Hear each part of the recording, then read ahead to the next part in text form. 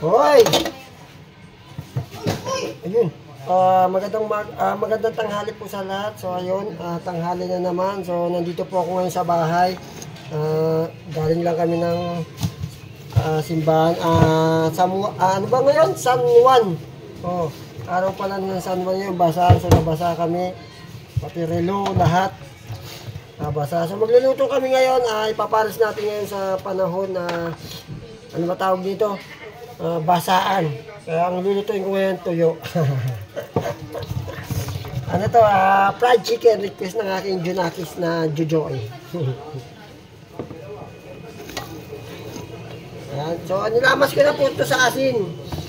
Para magkaroon ng konting lasa, nilamas ko na siya sa asin. So, ang gagawin na lang natin dito is fry. Okay. So, umpisa na natin. Yan. So, nagpainit na rin tayo ng ating wakali. Kasi nagugutom na yung aking Junakis. Ayan. So, ito na. Yan yung kawali. Nakikita nyo yung apoy. Ayan. Apoy-apoy. So, magluluto na tayo dahil nagugutom na si Mina. Baka sampalin tayo. Yan, oh.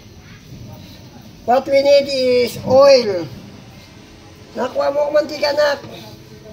Wait. Siyempre, lalagay natin sa maayos yung ating cellphone holder. Yun, oh. Siyempre, bago ang lahat, shoutout muna sa lahat ng aking mga taga Belmont na sumusuporta sa akin. Siyempre, yung mga followers natin sa Belmont, Naik. Siyempre, sila, Brian Barros, si Songson, si Jason Toquero Lairon, si Elmer Toquero Lairon. Yan. Maraming salamat, Brad. Saka kay Richard. Richard na taga Miape. Ano ba tawag sa lugar nila? Minamin na yung mantika!